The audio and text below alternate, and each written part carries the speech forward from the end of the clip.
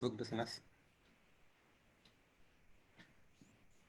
Yeah, meeting is now streaming. Yeah, it is 8 o'clock.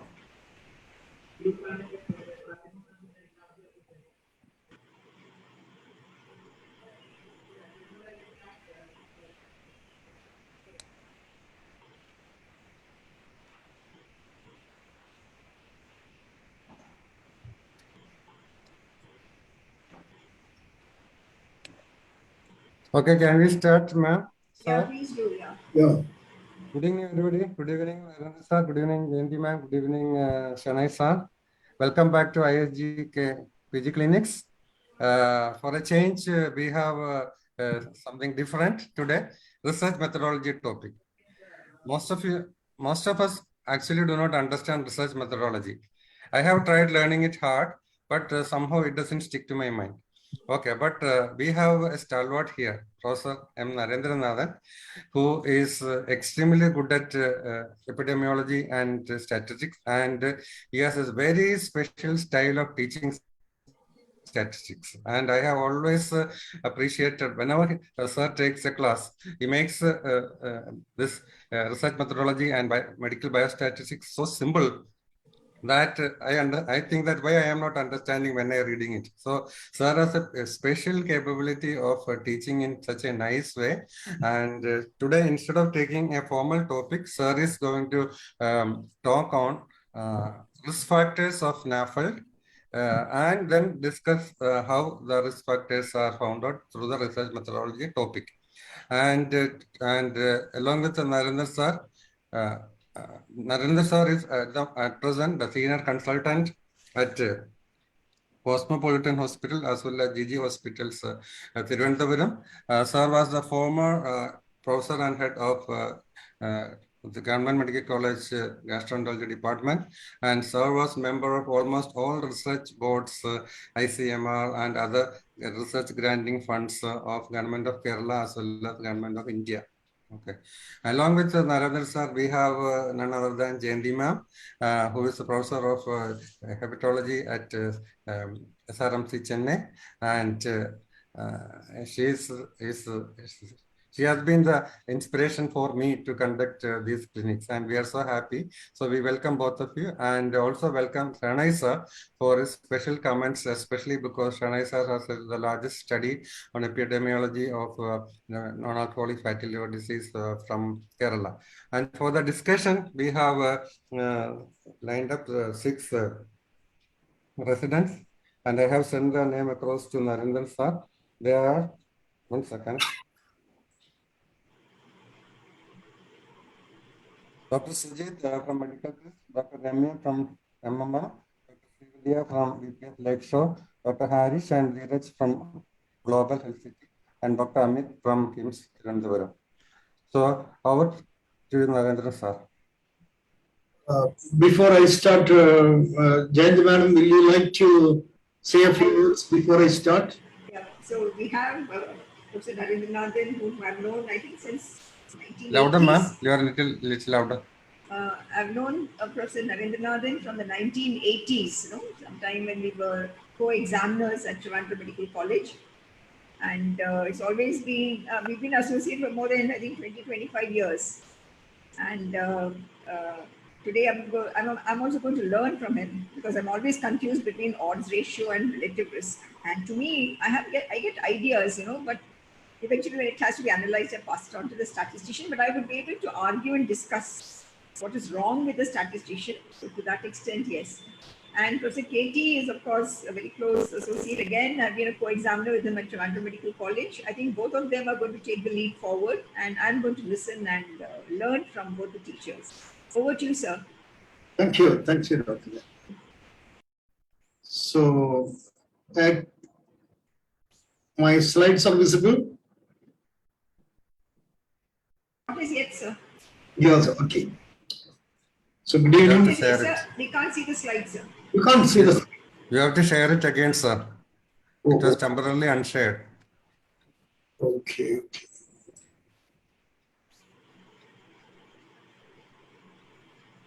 Okay, it's coming up. Coming up. Yes, come, sir. Slideshow. Yeah, now it's clear? Yes, sir. Yes, sir. Yes, so today I thought we'll discuss the risk factors of NAFLD, non-alcoholic fatty liver disease. But this will be a session on research methodology session. And then if you look at textbooks of research methodology, this is taken from the Fletcher's book. You see the 3 chapters, chapter 4, 5, 6 are all on risk. So when you are teaching research methodology, risk is such an important thing. So that's why we thought we'll discuss risk, and through risk, we'll discuss some of the risk factors for non-alcoholic fatty liver disease. So the first question which comes here is, what is risk? Risk is the probability of an untoward event like disease or death. What is the probability that an obese person will have fatty liver disease? What is the probability that an obese person will live for about 20 years after is diagnosed with fatty liver disease? So that is a risk. If you look at risk factor, which are characteristics, behaviors or exposures associated with the increased risk of developing a disease, which characteristics or which behavior is the thing that produces risk factor? So I'll now go to risk factor. Here I would like to have one of our students or some of our doctors come in. So risk factors can be those which are modifiable or which cannot be modifiable, non-modifiable. So Dr. Sujit, are you there? Dr. Sujit, are you there? Sujit, are you there? I did not find him logging in. Dr. Ramya is there? Dr. Ramya? Yes, sir. Yeah. Sir, can you hear me? Okay, so I'm discussing about risk factors. You are seeing the slides, you know? Yes, sir. The risk factors may be non-modifiable or modifiable. Can you just give some examples of a non-modifiable risk factor? The non-modifiable include elderly age. Yeah, Sex, very good. Yeah. like male sex have a increased risk of fatty liver. One is age. Yes. Next. Sex, sir. Male sex has an increased risk. Very good. I think you know these things. So the non-modifiable risk factors are maybe age, gender, family history, ethnicity. Hispanics have an increased risk, sir. Yes, these are all non-modifiable risk factors. Can you just tell me some examples of modifiable risk factors? Diabetes mellitus, obesity. Yeah, good. Smoking, obesity. Yeah, high diabetes. blood pressure, Yeah, high triglycerides. Yeah, very good. So you know those things, psychosocial, high cholesterol. These are all. You can see the slides here, no? Yes, sir. Modifiable. So risk factors can be either modifiable or non-modifiable. The next question is, how do we study risk? So can I go to the next person on the thing? So we study risk.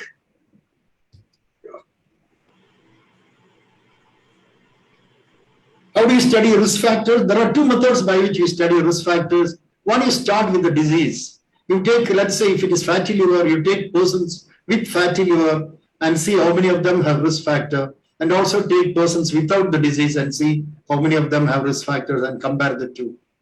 Or you take persons with obesity or with the risk factor and see how many of them have fatty liver, and see persons without obesity and see how many of them do not have fatty liver. So it can either start with the disease and see the exposure like obesity, or start with the obesity and see how many of them have got fatty liver. These are the 2 methods by which we study risk. I hope it's clear. So can I ask Srividya to come in? Srividya, are you there? Yes, sir. Yeah, I would like you to, I'm just going to tell you the way when we start with the disease. So we have got cases and we have got controls. Yes, sir. So we look at patients with fatty liver and see how many of them are obese and how many of them are not obese. We take persons without fatty liver, which we call as controls, and see how many of them are obese and how many of them are not obese, and then compare. What do you call this type of study? Where you have take cases and then controls and then compare them. Case control study, sir. Beautiful. This is what is called the case control study. So in case control study, you have cases and controls, and you look how many of them have got of the obesity and how many of them don't. So controls also do the same thing. The measure that we use in a case control study is what is called the odds ratio. Let us assume that I am taking a group of patients with fatty liver disease and I find that 50% of them are obese. So the thing that we want here is, what are the odds of this person being obese? So I'd like Srividya to answer. Odds is actually probability divided by 1 minus probability. So the probability of a person being obese in this statistic that we have given is 0.5. You can understand that, no? Hello? Yes, sir. The amount of people, half of them are having obesity. So probability of being obese is 0.5. So odds is probability divided by 1 minus probability. So what is the odds of a person being obese in persons with fatty liver disease? 1, sir. Oh, beautiful, yeah. So the odds of being obese in a person with fatty liver is 1. And let us take controls. In the controls, obesity is present in 20% or 0.2. What is the odds of the controls being 20 divided by 80? What is the odds of a control being having obesity?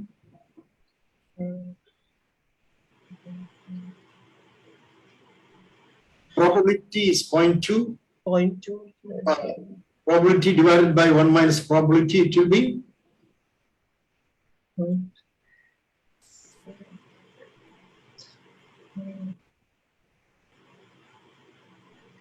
0.2 divided by 0.8. That is? 2. That is? 0.02. Oh, no, 20%. The probability is 0.2. 1 minus probability is 0.8. So divided by 0.8 is 20.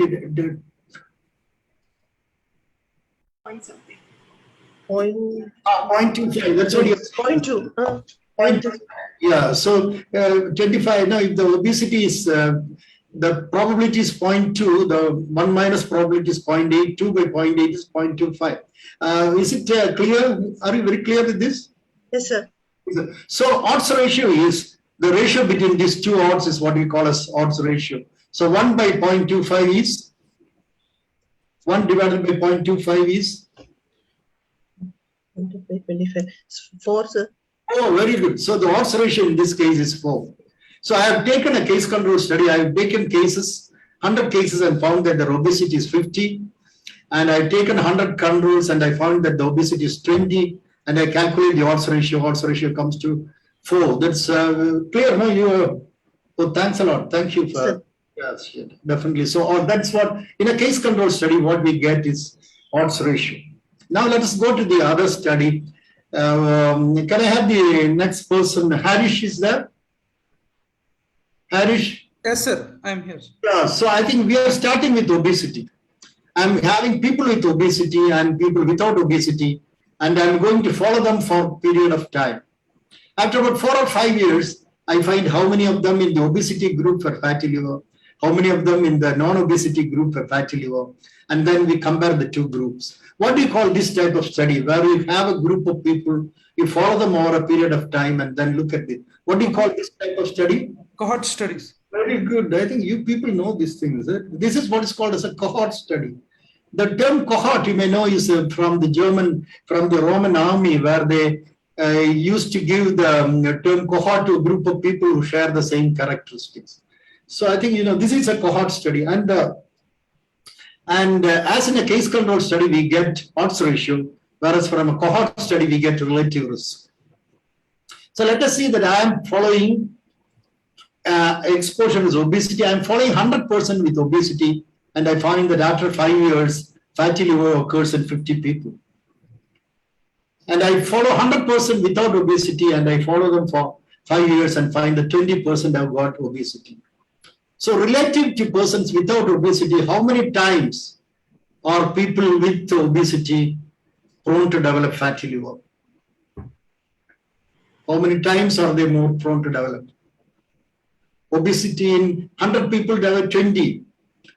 With obesity, it's 50. How many times is 50? 2.5 times. 2.5, yeah, very good. So that is what relative risk is. Relative risk, you are looking at the relative to the controls, how many times is the person going to develop the disease. So these are the two things which you are going to, one is odds ratio, which comes out of case control studies, and relative risk, which comes out of cohort studies. This is what I wanted to tell you. Very good. So when the probability of an event or exposure is the same in the two groups, the ratio will be 1. That's true. No 0.5 in each group. It will be 1. So, and the ratio is more than what indicate that there is a higher chance of occurrence of the event or exposure. The ratio less than 1 indicates that there is a lower chance of occurrence of the event or exposure. So I think that if the odds ratio is less than 1, then that exposure is protecting from a person from developing fatty liver disease. So less than 1, it's a protective factor. More than 1, it's a risk factor. So this is, I think it's clear, no? Okay, the next person coming, Amit. Amit, are you there? Amit? Yes, sir. Yes, sir. Very good, you're welcome. So I'm just going to tell you, no? It's okay. What we do when we do a study is that look at this chef who is got a large pot of food that is cooked. She takes a sample from that pot, tastes it and says that the whole food is cooked. No, she takes a sample and makes inferences about the food in the whole thing. So what we do when we do a study is that we predict the characteristic of population by studying a sample from that population. I mean, let me assume that we are going to do, let's say you are going to do a study to find out the average weight of the first year medical students in your state.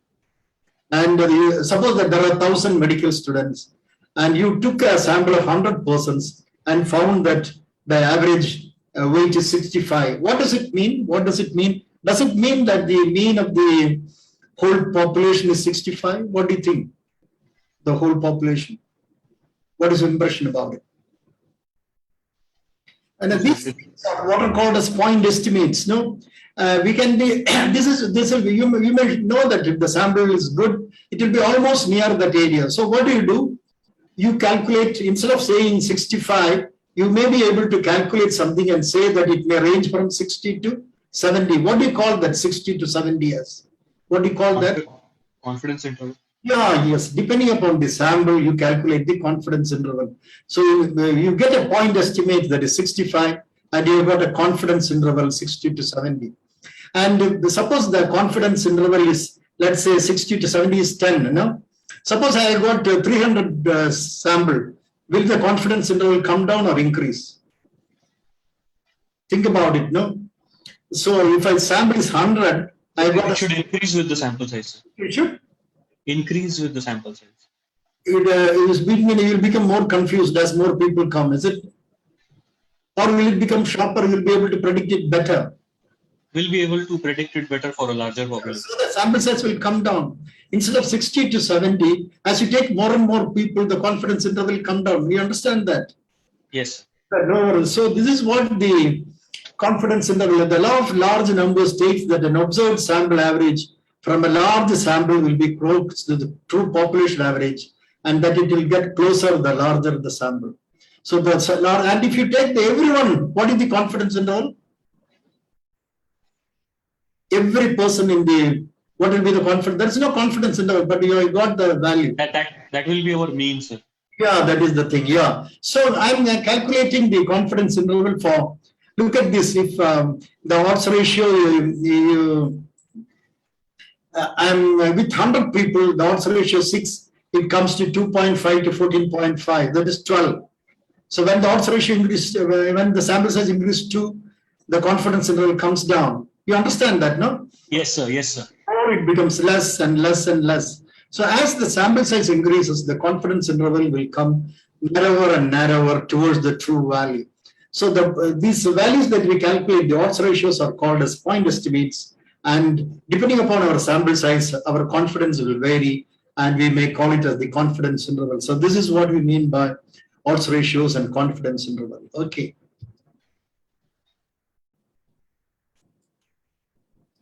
So for every odds ratio or relative risk, we should calculate the confidence interval, sir?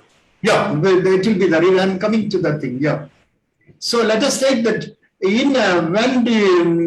this is the line of no effect. No, suppose obesity has no effect on fatty liver, the odds ratio will be 1. No, so this is what we call as the line of no effect. You understand that when it is Yes, same sir. group here. So I'm taking, for example, the metabolic syndrome and fatty liver. It is 9.5 is the odds ratio, and this is the confidence interval 5.6 to 15.9. So this is very much above 1. So you know that the confidence interval is the lower limit of the confidence interval is above 1, which means that the difference between the two groups is significant. And you understand that the confidence interval, or the lower limit to the upper limit of the confidence interval, does not overlap 1. So you know that it is above 1. So metabolic syndrome is a risk factor for fatty liver disease. So let us take. You can explain that again, sir. Yeah. So when I got a odds ratio of 9.5, but I find that the confidence interval is 5 to 15.9. Suppose the confidence interval was 0.5. It was extending 0.5 to 15. Then it is overlapping 1. So it is not significant. So if it overlaps 1, we want a risk factor, the odds ratio should be more than 1. For a relative risk also, it should be more than 1. Then only you can say it as a risk factor. So if the confidence interval, when the lower limit of confidence interval is above 1, you know that it's a risk factor.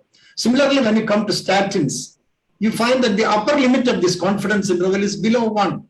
So this is a protective factor. I don't know whether I am clear?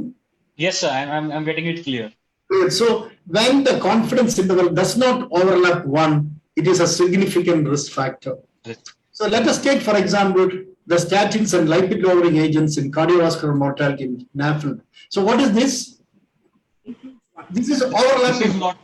This is overlapping the line of no effect. So this confidence interval is not significant. Significant. So the ratio cannot be trusted. More than 0.05. You understand this? Because it is overlapping 1, 95% confidence is overlapping 1. It is not significant. The p-value will be greater than not 5, and here, pardon, it will be less than 0.05. Okay, can I move on? Yes, sir.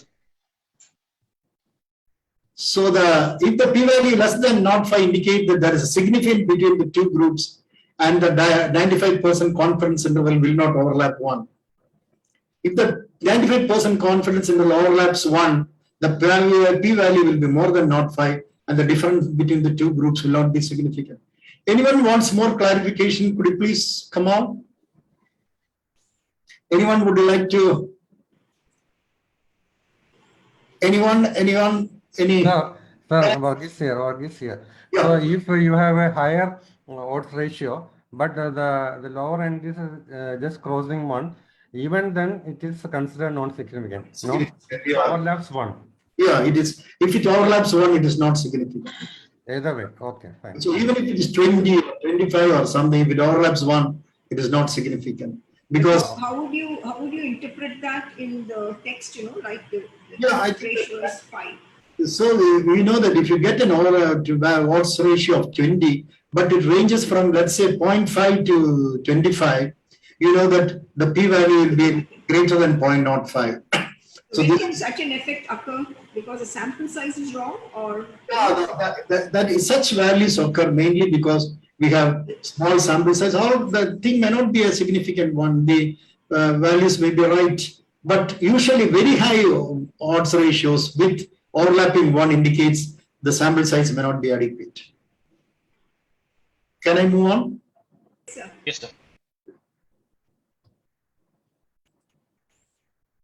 So I think let me go to some more thing. Can I have Dheeraj? Yes, sir. So here is a study where we have got a number of studies. They have done odds ratio on number of studies. What do you call this type of analysis where you take data from different studies and then do the odds ratios and things? What do you call this type of study? Forest plot diagram. No, what is this study called? The study in which you take different studies, combine them, and this fellow has combined everything. Meta-analysis. Yeah, very good. Forest analysis, yes. Meta-analysis. And this is what's called as a forest plot. I don't know why they call it as a forest plot, because This is the pooled odds ratio. But look at this, no? Here it overlaps 1, no? Yes, sir. So overlaps 1. So this is, see that the 0.93. So this is not significant. Here it overlaps 1. See the thing, it is not significant. But these are all significant and the overall thing is significant. Here, let me introduce another thing, So this is a study where the results are not very inconsistent. So the inconsistency in a study we calculate by what is called the I-squared. So whenever you are doing a meta-analysis, please look at the I-squared also. And when there is no heterogeneity, the I-squared will be 0. And I think as the heterogeneity increases, the I-square value will also increase. If you look at the I-squared value here, it is 57.8, which is not such a good combination of data, which is very variable. Can I move on? Yeah. So this is another thing where we have a national database from Korea, where we have got national database from Korea. Can you see me here? Is it Yes, sir. National database from Korea, where they followed up people from 2010 to 2016. And they follow these people, and from this group, they take a group of people with fatty liver disease and a controls without fatty liver disease and compare them. Now, there is a cohort study is going on. From the cohort, they take people with fatty liver and without fatty liver and compare them. The hypothesis they want to test is, does statin reduce the risk of fatty liver disease? So the fatty liver disease statin use is 0.66, and look at the confidence interval, it's so low, 0.65 to 0.67. Do you know why it is so low? Because the population size is very high. Oh, yes, the sample size is very high. That's why you get such a narrow confidence interval. So they came to the conclusion that statin use reduces the chance of fatty liver disease. They also found that the risk of liver fibrosis in these people with statin is also very low. Look at this 0.43. And here also the confidence interval is very low. Thank you.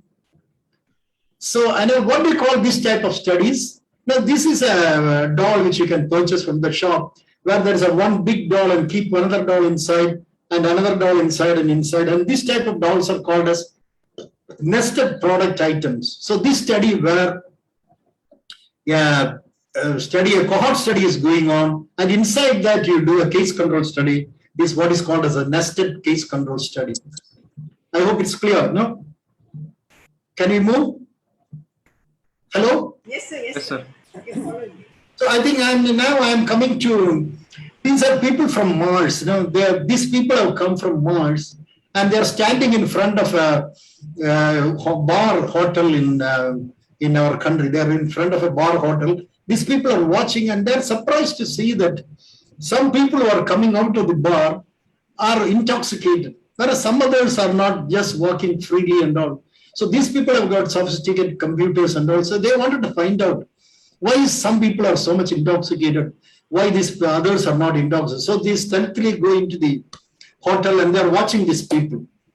So they watched these people, and they found that there are some people who are taking a drink with ice in it, whereas some people are drinking something with a straw in it. So by analysis, they found that people who take ice get intoxicated. And if you take straw, it prevents you from getting intoxicated. So this is what the conclusion they reached. So they reached the conclusion that persons who drink liquids with ice get intoxicated. So they reached the conclusion that ice produces intoxication. What do you call this one? Why is that they reached such a conclusion? Anyone? Sujit is there? Sujit? Sujit is not there, I think. Ramya, can you give why they reached this conclusion? Sri Vidya, Harish. This is what we call as confounding. Confounding factors. Pardon? Confounding factors. Confounding effect. Yes, ice confounded then alcohol confounded the relation between ice and intoxication. So let us see what the analysis the Martians found on analysis. This is what we call as confounding. So if you do an analysis with ice alone, they calculated that the odds ratio was 4.3 and it ranged from 1.2 to 13.5. It is above 1. So ice produces intoxication. But someone said that why don't you study alcohol also? So they looked at alcohol and they found that the odds ratio was very high and the confidence interval was also very high. Someone said, why don't you put both the variables in the model, ice and alcohol together in the model and then study? So there is the conclusion that ice, look at that, when both were put into the model, ice lost its significance. Can you make it became below 1, whereas alcohol retained its significance. So this is how we find out whether there is confounding or not. This first is what we call as the P is more than 0.5 is unadjusted odds ratio. When you do a simple variable 1 by 1 without adjusting for the other variable, we call it as an adjusted or crude odds ratio. So that 3.38 includes 1, no? Confidence interval. Which one? The ice alone 3.3, 0.72 to 15. The ice is 1.2 to 13. No, the last one. So this is not significant. So when you adjusted it with alcohol, ice lost its significance. Yeah. Okay. So ice is not. So this is how we identify confounding, by adding that agent and finding that it loses its significance. How is the adjustment done? Pardon? How is the adjustment done? You include both the variables in the analysis. Here you do one variable at a time. One variable, it is significant. The other variable, it is significant. But when you put both in the model, ice loses its significance. So this is what we call as the univariate analysis. When you do a univariate analysis with one variable at a time, you cannot identify confounding. So when you put both the variables together, you get a multivariate analysis. And if you want to identify confounding, you should do a multivariate analysis. So, so what will be the conclusion of that multivariate analysis? What is the? What will be the conclusion of that multivariate analysis? So that when the ice was significant, but when alcohol was added to the model, ice lost its significance. Because this is because alcohol is the thing which produces intoxication. Ice became significant because ice was unequally distributed among people who got intoxication and who are not intoxicated. So it was mainly alcohol is the culprit, but ice appeared to be a thing which produced the intoxication because ice was unequally distributed among the people who got intoxicated and who did not become intoxicated. Is 4.84 to 154, we'll say includes 1 or we'll say does not include 1? It is above 1, 4. Above 1, huh? The 4 is above 1, so it is One. factor. It is a risk factor. But ice, it is overlapping 1. It is not a risk factor. When it overlaps 1, it's not a risk factor. It is not a risk factor. It overlaps 1. So, whereas here, when we did the univariate, it was above 1. So we thought it was a risk factor, and we thought, but when we added alcohol into the model, ice became insignificant. So that is the importance of multivariate analysis. I will give you an example of a unit. This is a study with the cohort, the Trivandrum non-alcoholic fatty liver study. You know, look at this unadjusted odds ratio. Sri Vidya, are you there? Can you tell me which one of these risk factors is protective? Protective, it protects you from developing. Sir, Both should be below 1 when it is protective. Yeah. sir, this underweight. Yeah, very good. Only underweight. Underweight. So this is an unadjusted one. But when we adjusted for it, when the others, have you read this article? Yeah, we heard this, we'll keep reading this. I think that we should all read this article. You know who is the author in this article? Anyone? Katie. Yeah, Katie is there. You know that I think because this publication is from India, it's a large study. There's one thing about this study is that when I was in Delhi, the investigator said that he was very much surprised. No, we are getting a 30% fatty liver disease in this population. Is it wrong? And they are going here and there. And then this study came, Shana study, and then they were happy to publish their to present their report. So, this study was the one which showed that the risk of fatty liver disease is not as small as that what we thought. It's really high.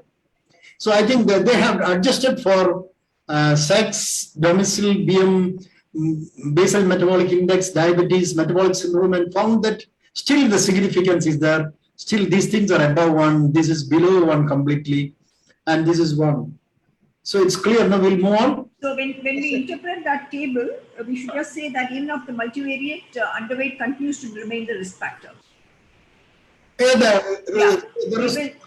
though the odds ratio is high, because it's overlapping 1. As well, there are no confounding variables. No confounding variables. Confounding variables. Yeah, okay. So now this is what is called the Frank's crease. Now, if a person has got a crease, it has been found that 78% was people with Frank's earlobe crease of heart disease. An autopsy study in Sweden also found a strong association between. So if there is an association does not mean causation. So this is something that we should all know. Association does not mean causation. Just because a person was photographed with a fraudster doesn't mean that he is also involved in the crime. So no, just because, but Frank's crease has a strong association with heart disease, and if you remove this crease, it is not going to prevent the heart attack. So association does not mean causation. Then how do you know that when two things are associated, it can lead to causation? This was proposed by a person called Bradford Hill, who said that when two things are associated, how do you make a causal inference? He came out with a criteria called Bradford Hill criteria for causal inference. He said that one is what is called temporality. No? That is that if something is a cause, it should come earlier than the effect. If obesity is the cause of fatty liver, obesity should come first and then only fatty liver. Plausibility, there should be an explanation. Why is a fat person developing fatty liver? It should be a biologic plausibility should be there. And then consistency should be there. A study done by me, if it shows that obesity is a risk factor, it should be, again, Dr. Varghese is doing the study, Dr. Jayanti Vadam doing the study. Everyone should find that it is a risk factor. If consistency is there, it indicates that it's a risk factor. Strength of association. If an odds ratio is 1.2, 1.3, you cannot say that it's a strong association. But odds ratio 3, 4, 5, strong association. A very strong association also may know that there is causation. And there is what is called the dose-response relationship. Suppose a person takes 200 ml of alcohol every day. And if you take all those people, 20% of these people develop liver disease. And if a person who takes 300 ml or 400 ml, the number of people who develop liver disease should be higher. So the higher the dose of the risk factor, the higher should be the risk of developing the disease. Specificity. This is another thing where fatty liver, if it also produces things like it also produces itching in the skin, or if it produces louse infestation and things like that, it's not specific. So you know that all these things are specific, then you can know that it may be a causation. Then there is experimental evidence should be there. If experimental evidence is there, it also indicates coherence. There is an epidemiological study shows that the obesity shows fatty liver, and then you do some experiments, you find that obesity may have fatty liver disease. So many studies end up, you do a study and reducing the BMI and found that fatty liver comes down. So this is coherence. Analogy is that if in one study, for example, smoking produces lung cancer, and so if it produces cancer, and if you find an association between smoking and throat cancer, likely that they may also be associated. This is supposed to be the weakest association. So if you find a risk factor to be associated with the disease, and if some of these are present, you can definitely say that it is causative and not just a simple association. Now let's come to hypertension and fatty liver disease. You know that if hypertension lasts for more than 5 years, there is an increased risk of fatty liver disease. And if the fatty liver lasts for more than development and persistence of hypertension, so there it can be fatty liver. So if persistence of fatty liver, you can get hypertension. and persistence of hypertension, you can get fatty liver. So it's a bidirectional cause. And a retrospective cohort study found that the risk of progression from cirrhosis to HCC 3.5-fold higher in patients with hypertension. This is an important finding, because if you find that a person with hypertension comes to you with a transaminase level of 60, 70, don't ignore the thing. No, these are the people who are going to develop, if it is fatty liver disease, these persons will go to chronic liver disease and even hepatocellular interfere there. So in a person with hypertension, if the transaminase levels are abnormal, we should investigate those people. NAFLD serves as independent research, so it's bidirectional. 64 genes have been identified. An important gene is aldehyde dehydrogenase gene. There are many explanations why this can be hypertension fatty liver can lead to hypertension, because fatty liver, there may be systemic high inflammation, insulin resistance, oxidative stress, and vasoconstriction, reduced vasodilator effect of nitric oxide. So there is a plausible explanation why fatty liver can lead on to hypertension. So this is another study where non-alcoholic fatty liver associated with increased risks of hypertension and pre-hypertension. And it shows that how many of these studies are significant? Can someone tell me how many of these studies are, or how many are not significant? How many of these, can I ask Amit, is there Amit? Yes, sir. How many of these studies not significant?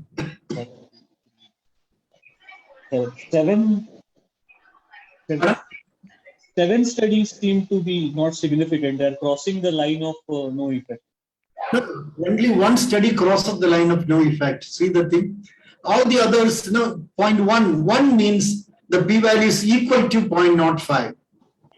So this is the thing which is crossing this is insignificant, because less than see that lower limit is less than 0.1. Yes, and see the I-squared value 65. So what about the consistency? It's not that good meta-analysis. No, not good combination of studies, because the inconsistency around about 65%. So this is just to show and you know that what is the strength of association? What do you think is the strength of association between hypertension and? It is not very high. Okay.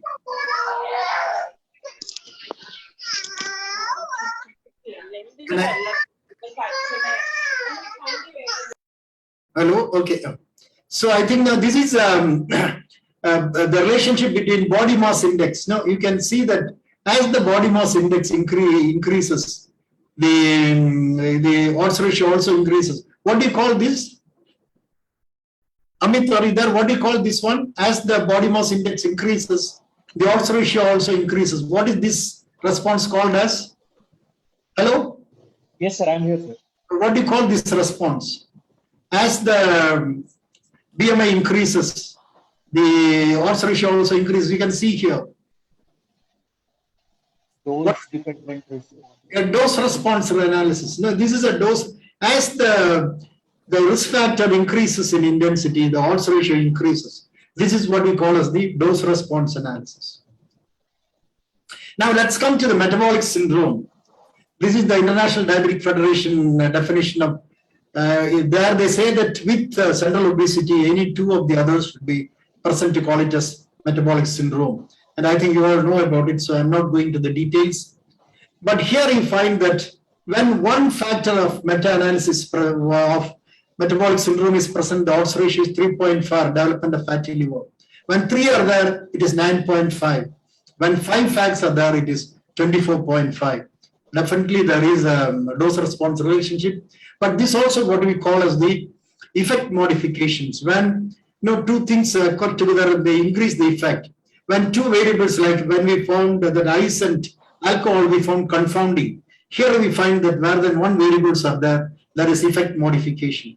This effect modification has been described in many conditions. For example, oral contraceptives are known to produce heart disease. And if the lady who is taking oral contraceptives is also a smoker, the risk of developing heart disease increases further. So this is what we call as effect modification or interaction. We know that metabolic syndrome and fatty liver are the birds of the same feather. Both identify people at risk of diabetes mellitus. The two key components of metabolic syndrome are glucose. The two key components of metabolic syndrome, glucose and triglycerides, are produced by the fatty liver. Both increase with obesity. Acquired causes of both disorders include excessive intake of sugars and physical inactivity. So if you look at the literature, you will find that some people even include and say that non-alcoholic fatty liver disease should be included as one of the components of the metabolic syndrome. Cause or effect, other thing, a precursor of metabolic syndrome, continuum. So a novel component. There are people even combine that fatty liver should be included as a component of the metabolic syndrome. And the way that metabolic syndrome produces fat in the liver, there is a biologic plausibility. Glucose and insulin resistance can increase de novo lipogenesis, increase free fatty acids, and insulin resistance. There are increased free fatty acids come to the liver. They are converted to triglycerides, and these cannot be expelled out because of the insulin resistance, hyperglycemia.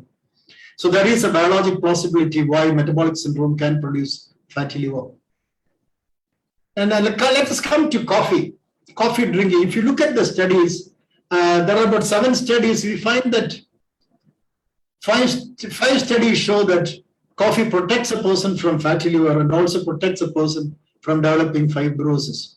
The one study which says that it may not protect you from fatty liver, but it does protect you from developing fibrosis. Another study did not find any association. But you can say that there is consistency in the data that's available. Gut microbes, another. So in the previous slide, this one, the type of study make a difference to the outcome? Like some are randomized, some are cross-sectional. Yeah, I think that if the study is good, I think that, yeah, definitely randomized controlled trials are the best. The gold standard for any intervention. If you want to do a randomized control study and find that people who are on coffee have got less fibrosis, less fatty liver, that is the gold standard. The randomized control trials are the gold standard. Definitely, you know that the evidence pyramid where the massive meta-analysis, systematic reviews and systematic reviews and meta-analysis are on top. Below that are the randomized control trial, and below that are the cohort. Below that is the case control, and still below that is the case reports. So that is the strength of the study. Okay.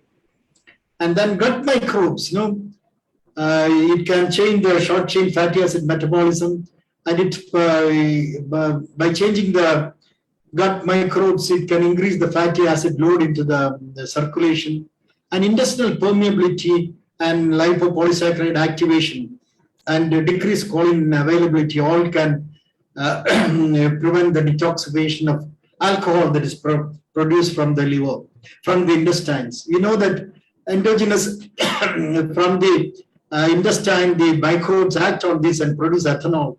And this is the one theory that this alcohol goes through the intestines, and then the choline, reduced choline results in decreased activation. This may be the reason for the fatty liver that we see because of the gut microbes. This is what is called the OB mouse, where this mouse have got deficiency in leptin, and this will start put on weight. And people have found out that the breath of this mouse had a significant amount of alcohol. And this was the thing which prompted the theory that after all, the thing that is occurring in fatty liver may, after non-alcoholic fatty liver, may indeed be alcohol that's producing it. This is exercise. It is shown that exercise alone is not enough. If it produces significant weight loss, the effect on the fatty hepatic steatosis is very significant. So not simple exercise with weight loss produces significant reduction in the hepatic pain. So one of the why we study risk is that we can use it for prevention. So the progression of fatty liver to cirrhosis or hepatocellular carcinoma, the modifiable risk factors are diabetes, obesity, gut microbes, disease activity, and fibrosis, which can be influenced by drugs or by the modifiable by weight loss, physical activity, and so on. So the study of risk factors is important because it helps us in prevention. the age, male sex, and are all non-modifiable risk factors. And there is a thing, you may know that autoimmune hepatitis and NASH have an overlap. It's called the NASH-AH overlap. If autoimmune hepatitis onset after dyslipidemia treatment, so in patients with the NASH who have on treatment with statins, they develop, it has been found that some of them develop autoimmune hepatitis.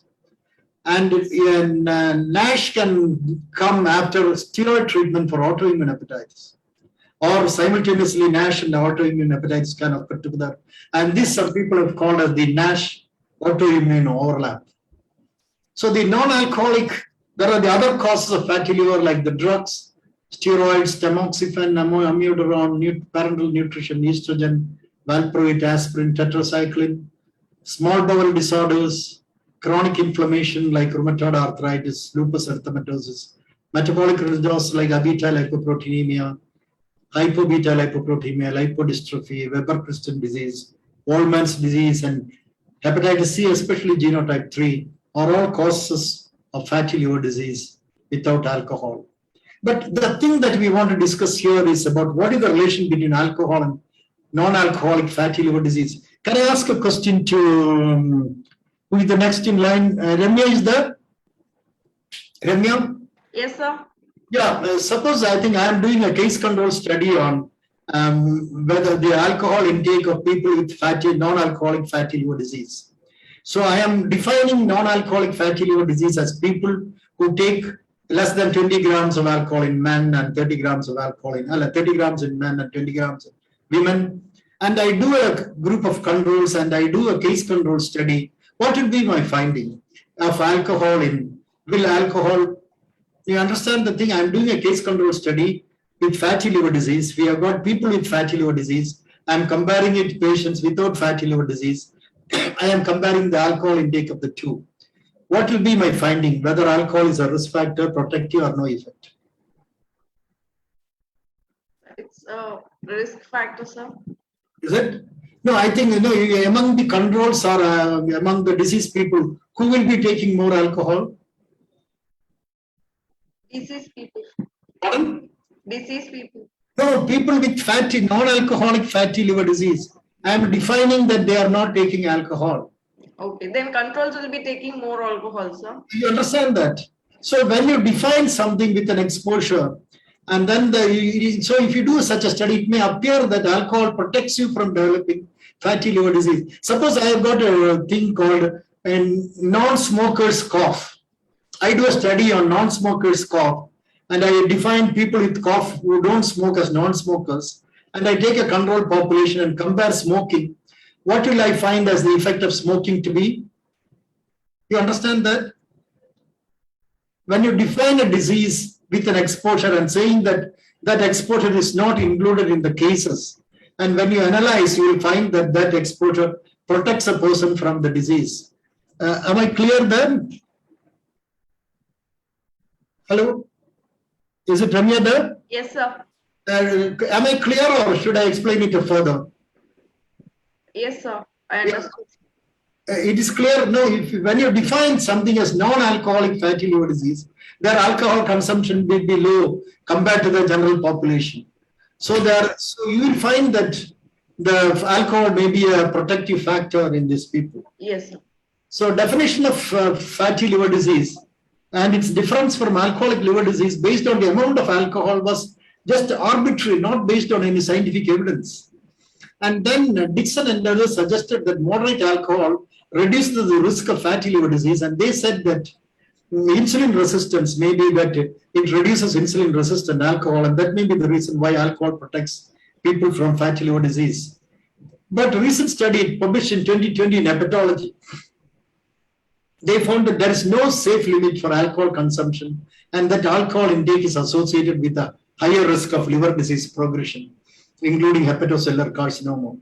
So this was the study. Who are the controls, sir? In that example that you mentioned, NAFLD and alcohol, the NAFLD are taking less than 20 grams.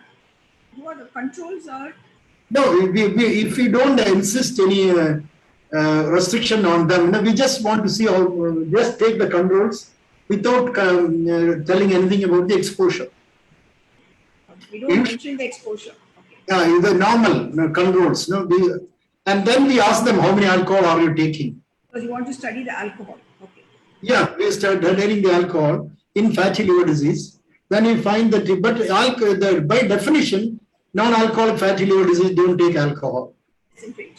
So look at that. This is studied in November 2019. See that as the drinks increase, the hepatic status, the percentage of hepatic status increases. So this has been found that if the person takes more alcohol, it may increase. Now let us take a situation where a person presents to you with fatty liver. You see, does the patient take more alcohol or not? Yes, if the patient takes, or no. If the person does not take alcohol, and see whether the person has got obesity, adiposity and all, yes, then you know it is a metabolic associated fatty liver disease. No, then we consider the other causes which I have discussed earlier about the drugs and things like that. So if a person doesn't take alcohol, it may be either metabolic associated fatty liver disease or the condition that we have mentioned in this chart earlier. Suppose the person takes alcohol, does the patient have obesity, adiposity or type 2 diabetes mellitus? Yes. Then you find out if they don't have these components and still have fatty liver, then you call it as alcohol associated fatty liver disease. But if they have got these metabolic components, you see what is the predominant component. If the predominant component is alcohol intake, we call it as alcoholic associated fatty liver with metabolic syndrome. Or pure metabolism is more prominent, you call it as metabolic associated fatty liver disease with alcohol. If both are equal, then you have both alcohol and metabolic associated fatty liver disease. So this is so if you take people with fatty liver without excluding the causes that we have already mentioned. Now there are three types of people: those who are overweight, those who are lean, and those who are type 2 diabetes mellitus. These people, if they don't take alcohol, they are metabolic associated fatty liver disease. But if a person is lean, you look for more than two of the risk factors mentioned here, like of the metabolic syndrome, the waist circumference, blood pressure. And these are what we call the metabolic associated fatty liver disease. So there has been a debate, especially in the last year, whether the term NAFLD is okay, whether we should change from NAFLD, non-alcoholic fatty liver disease, to metabolic associated fatty liver disease when pathophysiology succeeds.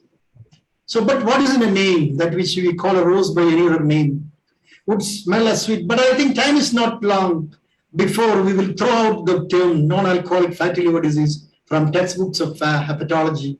And this may be called, possibly in the next few years, at metabolic associated fatty liver disease. Thank you. Thank you. Thank you, sir. Thank you, sir, for the wonderful session. What proportion of patients, sir, have alcohol and NAFLD component in general? Any literature we have information on that? Yeah, I think it is available, but I don't offhand recollect how many they have. Especially if they have cirrhosis, of course, everything comes down. Everything comes down. Yeah, but up to the pre-cirrhotic stage, yes, they may have some metabolic component. And then the diabetes comes on. In alcohol, is more a heterogeneous diabetes rather than diabetes as a metabolic component. So those things will matter. Dr. Katie? Katie is there. Yes, sir. Yes, Katie, I'm sir? here. Yeah, Yes. please, sir. No, I think having listened to Professor Narendranathan, I think he has taken you through the 30% of epidemiology. I think students of epidemiology like me or Professor Narendranathan way back in 1980s, the first thing is causation. He has given you the concept of causation and then the Bradford Hill criteria, the causal association as well as non-causal association. He has given a very beautiful description of evaluating the risk in terms of odds ratio and relative risk and how they can be estimated by using a sample rather than the population. And then he has given the how precisely you can estimate the risk in terms of confidence intervals and how you can modify the risk, like effect modification, in terms of confounding and how the confounding can be detected in clinical practice. I think it was a big revision for me, having listened to him. But the pudding is that he has given you all the risk factors for fatty liver disease, taking the modifiable and the non-modifiable risk factors, the impact of coffee, and the new terminology of NAFLD being relabeled as MAFLD. And I think it was a beautiful description of how the risk factors can be evaluated and the interaction between a number of risk factors like hypertension, NAFLD. Similar to that, diabetes and NAFLD is the same side of the coin, two sides. Diabetics can develop NAFLD. The reverse is also true. If you follow NAFLD, they can develop diabetes, just like what he has given in terms of hypertension. I think it was a beautiful disposition of how we evaluate the risk and how we quantify the risk. I would thank Professor Narendranathan for taking this topic and including most of the studies, including some of the studies of mouse, like the OB mice. And the only thing which he has probably left out is the transgenerational risk factor for fatty liver disease. The fatty liver disease can go across generations. It has been found that if a mother is having fatty liver, the chances of an offspring developing a fatty liver is very high. This has been found in experimental models, especially using the mice model. I think it is a wonderful lecture, and in terms of understanding the risk. Thank you, sir, for bringing this topic. I have nothing more to add, Dr. Jayanti, except to say that when you quantify the risk, you have to adjust it rather than univariate.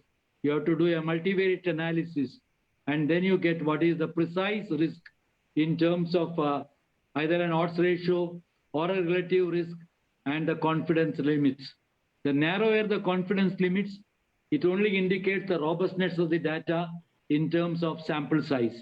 I think this has also been brought out by the Korean study, a large Korean study, something like, I think it is more than 1 million civil servants who have been followed up. It's a wonderful paper to read and look at the confidence limits. Thank you, sir. Thank you, Dr. Jayanti, for asking me to give some comments on this particular topic. Thank you very much, sir. I think it was almost given an overview of several of the things that most of it was confusing earlier on. And I think you have to, I would actually go back to the entire session and go slow on that so that I capture. The age is setting in, so it's not difficult to capture it, but I learned quite a bit. I understood the forest plot. I understood that overlap of one and more than one. All these are absolutely clear, and it's not fixing as one that is significant as a protective factor. I mean, I got the highlights of it. I understood. I'm sure when I read the next time, I think Jayanti, you cannot say that you did not understand any of these statistics. I think you did the statistics much earlier than what both of us did. I know, sir, but the thing is, age sets in, no? Then you have other people doing the work, and then you're only going along with them with the research work, and that time, you try to dwindle. So that's the major issue. Yeah. VT, your comments? There's a comment there from the Facebook. Dr. Nandakumar from Perindalmanna has asked, so is univariate analysis irrelevant then? If univariate actually brings in a wrong impression? Or is there a use for univariate analysis? Yes, I think that's a good question. First, you do a univariate analysis and see the distribution. So always initially, you have to do a univariate analysis. What we do is that, and then we exclude variables which have got a p-value greater than 1, greater than 0.1, and exclude them. So first univariate analysis should be done with individual variables, and then you cannot reach a conclusion just with a univariate analysis. You will commit gross mistakes. Now, for example, there are people who said that if you take pizza, people who order pizza develop cirrhosis. And then no, they analyzed and found that pizza produces cirrhosis. But they were taking a lot of beer along with the pizza, which was now overlooked. So no, if you do with the univariate analysis, you can always burn your fingers. So first you get all the variables, do a univariate analysis, exclude variables with a p-value greater than 0.1 and include them in a multivariate analysis. And then there should be a reasoning, clinical reasoning why you do the multivariate analysis. Because no, we know that certain things vary depending upon people. No, for certain things are more with physical exercise, physical activity, maybe more among men than women. The exercise may be more. So you may reach a conclusion that men have a lesser amount of fatty liver disease, but it may be because that they are doing more exercise. So this happens in every field, everywhere. So a multivariate analysis has its own benefit. So they just don't reach conclusion based on a single variable analysis. What are the chances of insignificant value in the univariate that comes as significant in multivariate? Because you said exclude them. You said those which are not significant to exclude, but any chance that that non-significant would come in the multivariate? We take p-values. Yeah. 0.1. 0.1 is a very high p-value. 0.05 is what we take as. So we include all p-values which are 0.1 is only 10%. No, we take only 5% as significant. So the one is an insignificant p-value. So we include that in the analysis because up to 1% we can include in the analysis. It should be included. Otherwise, we may miss, as you pointed out, certain variables may be missed. So as I understood, on a univariate analysis, it should be considered significant, and then only it will be analyzed in a multivariate. If the p-value, that 0.05 is the significant p-value. If the p-value higher than 0.5 is 0.1. So we take p-values up to 0.1 and include them in the multivariate analysis. 0.1. Okay. So it's a very high. It's not a low p-value. In Barkis Thomas, it is 5% is 0.05. 10% is 1, which means you take values which you normally don't take as significant, but you include them in analysis. It is sometimes told that there are two things. One is clinically significant variable should be entered. It is not only statistics, the clinically significant. Your day-to-day practice will say this is a clinically significant factor which I want to study. So you have to put it in. But the basic rule is that you take 10% in the univariate rather than 5% level. Which means that in univariate, you must include all values up to 0.1. Yes. 0.1. Sure, got it. Any questions from the postgraduates? Dheeraj, Ramya, Harish? They're all keeping quiet. Anyone who wants to raise a question, please can ask directly or please put it in the chat box. Sir, apart from the statistics, which I just want to share one study which we did in Calicut. It was quite some time back. We started, because we had a department of ultrasound, we wanted to do a study on offsprings of parents with diabetes mellitus. So we caught them when they are below 21, rather between 18 and 21. That was because we took 18 because we wanted the consent, and we started doing ultrasound, and perfectly lean people with no problem whatsoever. We found around 24% of them having fatty liver.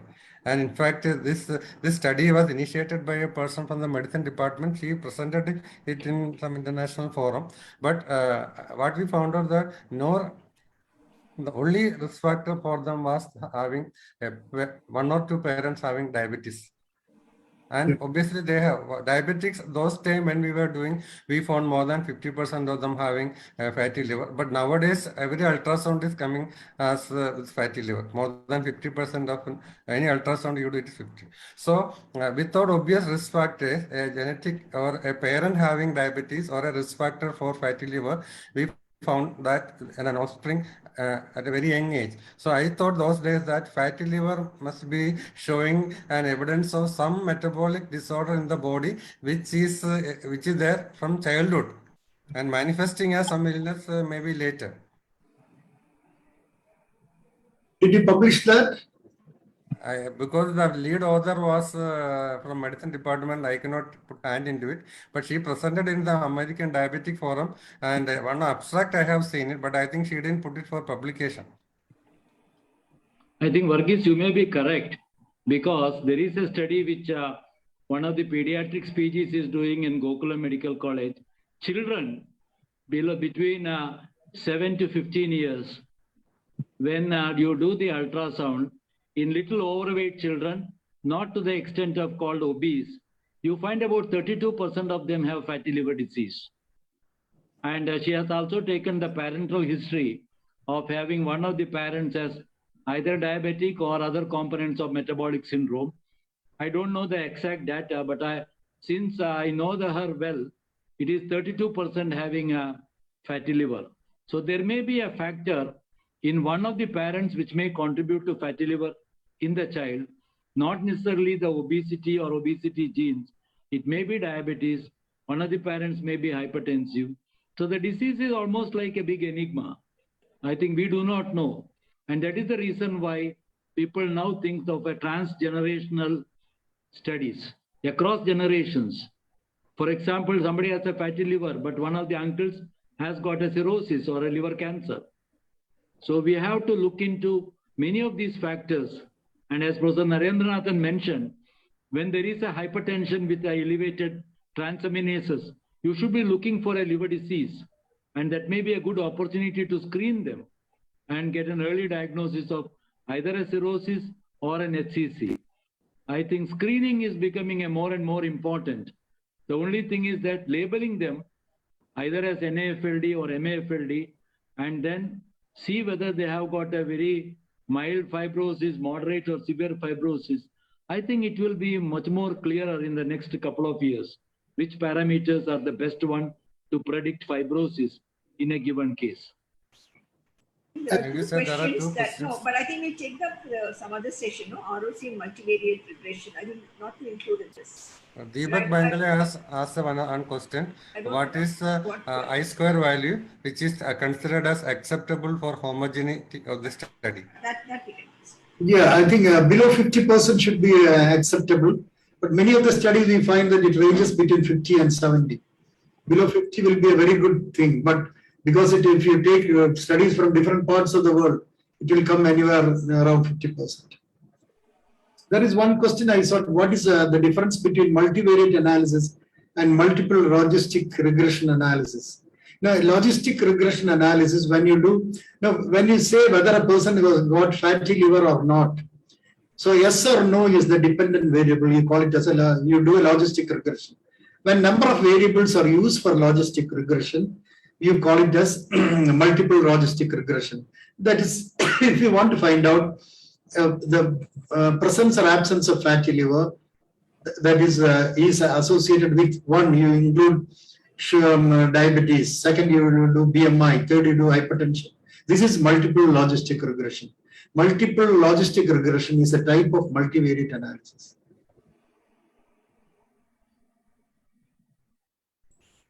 I think the point which Professor Narendranathan mentioned, you use it when there is a binary, either yes or no. But sometimes people can also put in the continuous variables into these models. That is also possible. One of the variables, for example, age. Always where age is a continuous variable. So you have hypertension, yes or no. But when you put in age, the age can also fit into a multiple logistic regression model. But usually it is a binary. It is a dichotomous, either yes or no, or present or absent. Message. Any other questions? I think if there are no questions, VT, we can conclude. Okay, thank you, sir. Thank you. That's a wonderful discussion. It was most enjoyable, and of course, I will go through the recorded version again and again. But I think it was the odds ratio. I was always having the confusion, and you cleared it very well.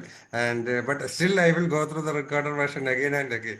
Then only it will get stuck to my brain. VT can share the slides, PPT slides. I think sir has sent Even, the slides. sir, I have purchased statistics book and it was And I request Dr. Srividya, please, to come over to propose a formal vote of thanks. Thank you very much, sir. Dr. Narendran, sir, and KT, sir. Thank you very much. Srividya, are you No, there? I think it was a good. Yes, sir. Yes, sir. I am here. Yeah, please. KT wants to say Respected something. teachers and Dr. KT wanted to say something. Shanai sir wanted to say something. You are muted, sir. You are muted. No. Shanai sir, you are not heard. Can you repeat? I really enjoyed today's Yeah. discussion, though it may be difficult for many of the young graduates. But when you look at the concepts, I think it was made very clear. It is a conceptual factors which have been kept starting from the point estimates to odds ratio, and then really the Bradford Hills causality. I think they're all excellent models in learning research methodology. Including the forest plot. Okay. Thank you. Okay, Dr. Srividya. yes, ma'am. Sorry, wind up by request a month until no. That will be a great use to all the students. Okay, out to Srividya. Yes, sir. Respected teachers and my dear friends, I extend my sincere gratitude for Narendra sir for giving such an excellent discussion and make all the statistics complicated things very simple for us and very palatable for us. I extend my wholehearted thanks for Varghese sir, Jayanti ma'am, and Shenoy sir for giving us more information in this session. Also, I would extend my sincere gratitude to all the participants who participated in the discussion. And also, I would extend my thanks to Sun Sickness for their support. Thank you all once again. Thank you for this joining this session. Thank you and good night to all. Thank you. Bye. Thank you.